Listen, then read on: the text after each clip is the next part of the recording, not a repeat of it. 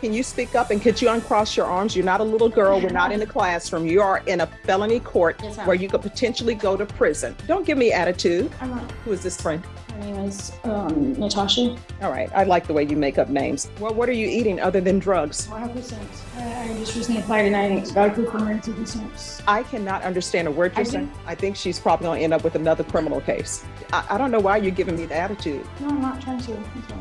Yes, you are. Either that or it's because you're high. I don't know which one it is. You're giving me attitude, and that attitude will most likely be readjusted by me at the Bexar County Jail. This entitled Brett walks into court like she runs the place, carrying one of the biggest attitudes I've seen in a long time.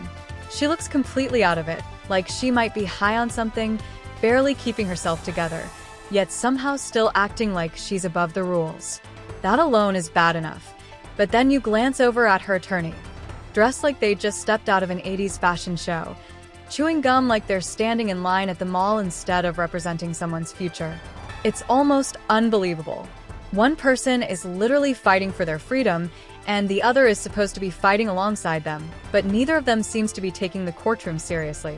Judge Boyd notices this kind of thing right away, and you can tell her patience only goes so far. Court isn't a stage for drama, it's where life-changing decisions are made. Let me know in the comments what you think about this entitled mess and her clueless attorney. Now, let's dive in and watch how it all unfolds. 3 CR 2906, State of Texas versus Summer Munoz. All right, so what did you test positive for? And you want to go back to I only use marijuana with me?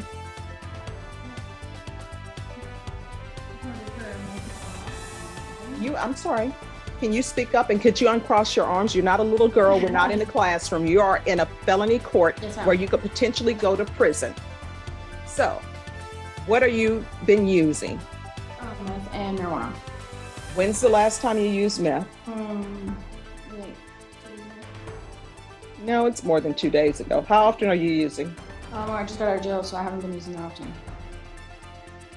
Well, I mean, you went straight from jail to use meth.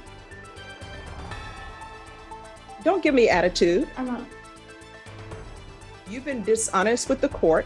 You made them waste of, you think UAs just are free? You made them waste a UA, telling me that you're going to be positive for marijuana only when I knew it was not going to be the case. And now you're positive for meth, amphetamines, and marijuana. So who are you using with? Are you using by yourself in a dark room? Or are you using with some boyfriend? Who are you using with? No, actually, where I'm staying at. And where is that? With a friend. Who is this friend? Her name is Natasha. All right. I like the way you make up names. I can't believe anything you're telling me now because you were dishonest about the drug use. It's the only place I have to stay at right now, so I'm gonna use, and it was tempting. All right. So, I'm going to want a TAP evaluation ASAP, please. Are you employed? Yeah. So how are you supporting yourself? I'm not. So who's supporting you? Nobody. Well, what are you eating other than drugs? I have food stamps.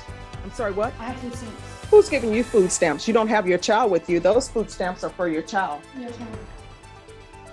I just recently applied and I got approved for emergency food stamps. I cannot understand a word I you're saying. applied and I got approved for emergency food stamps. I know people who really should have food stamps that don't get approved. So you don't have your child with you. You're using meth. You're probably selling your food stamps for meth. And this is a tampering with a government record. So I don't even know if you obtain your food stamps legitimately. So what did you tell them in order to get food stamps? Because you don't qualify.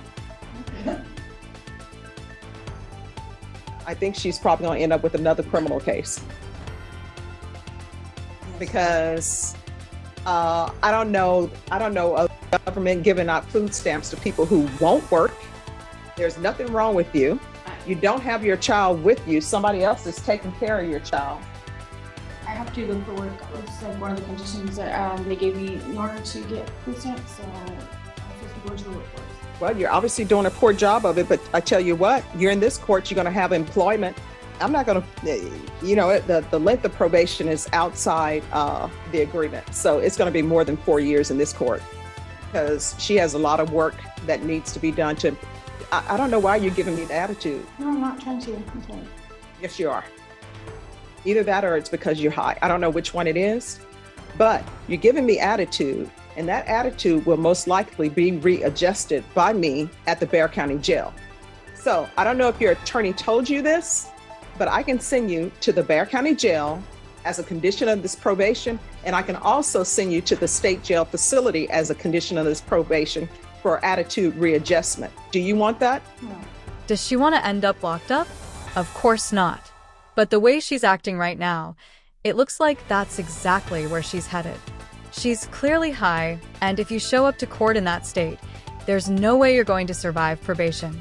Judges notice everything: your tone, your body language, even how steady you're standing. And here she is, practically wobbling while mouthing off with zero respect. Probation isn't just about staying out of trouble.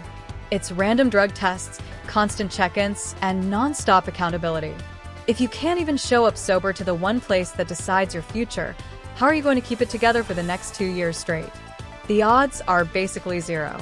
Honestly, I'd be shocked if she doesn't violate her probation within a few months and end up right back in front of Judge Boyd, begging for another chance. You can almost see it on Judge Boyd's face, like she already knows it's coming. And did you notice her attorney? Still chewing gum like they're hanging out at the mall. That's just flat out embarrassing. Imagine paying someone to represent you in court while they sit there chomping gum while your freedom is on the line. Let me know what you guys think about that. Now, let's dive back in. All right, so I'm going to sentence her to 6 years deferred adjudication. You're getting a job, and there are plenty of jobs that are available. You're going to knock your pride aside, and if you're going to be flipping burgers at McDonald's or working on fries, you're going to be the best fry person you can be until you move up. You understand? How far did you go in school? 9th grade. Why did you drop out? I have a problem at home. What were these problems? You using drugs? No, not necessarily. Just like things that were going on with my mom's marriage and everything else. And what's that tattoo on your neck? This is one of the Trump's brothers. All right. People love to put down sayings on their bodies because they can't remember them. All right, it's going to be a $1,500 fine, probated. Proof of employment. And it's going to be proof of full-time employment within 15 days. If you have to get 2 part-time jobs, you will get 2 part-time jobs for the court. Full-time employment is at least 40 hours a week. There's to be no employment as a home health care provider or with minors. There's to be no unsupervised contact with minors. Has Child Protective Services been in your life? Yes. And so were your rights terminated? No. What happened to your parental rights? I still have my rights, but I just don't have my daughter. My family has agreed to take care of me until take care of my daughter until I get back on my feet. Parenting classes, and I want intensive parenting classes. There's to be 150 hours of community service restitution that will not be waived. She has to do those. You're either going to get your GED or either you're going to get some sort of trade certificate. Take in consideration 2023 CR 2907, County Court Cause number 667-964, 685-144, 70047. I'm going to want a referral to felony drug court, TAP evaluation. If she's not accepted in felony drug court, we'll start with intensive outpatient treatment with probation. There's to be regular reporting by Zoom or in person. The UA hotline, and she's to be tested once a week. Make sure the levels are going down. If the levels start going up, issue a motion to revoke. And I'm going to want field visits 1 time per week until further notice. Oh, I'm sorry, 1 time per month. Probation would have got a shock. Anything else you need from the court to be successful? Showing you what's entitled Trial Court Certification of Defendant's Rights to Appeal. Did you review that with your attorney? Did you understand it? And did you sign it? Yes, ma'am. Because this is a plea bargain agreement, because I followed your plea bargain agreement, and because you waived your right to appeal, you do not have the court's permission to appeal. Do you understand? Yes, ma'am. We can go off the record. So that tattoo you have about only the strong will survive, that's the mode that your child is being in. And your child should not be in that. Her parents should not be using drugs. Her parents should get her life together and somebody else should not be raising your child. And you just 100% living off the government, that's not going to happen in this court. You get another job. Do you understand? And if you got those food stamps illegally, you better turn them in, because your counsel can tell you what the government does. They wait till your food stamps, when you take those monies from the government and you shouldn't have it, they wait till it becomes a felony. Then they turn it in. Do you understand? All right, thank you. She stood there saying she understood, but honestly, I doubt she'll even remember being in court the next day. She was swaying back and forth like her head was on a swivel, and nothing about her words or body language showed any real remorse or change. But honestly, that's not even the craziest part. Just look at her attorney. I still can't get over her standing there chewing gum while dressed in that ridiculous outfit. It's like she completely forgot she was in a courtroom. I'm honestly surprised Judge Boyd didn't call her out for it right then and there. If you've been watching my channel for a while, you probably know this isn't a one-time thing. This attorney always shows up like this. At this point, it's almost shocking no one has said anything about it yet. Seeing the two of them together is just a complete recipe for disaster. And the wildest part? She actually got deferred adjudication. That's basically a huge break. All she has to do is follow the rules and stay out of trouble.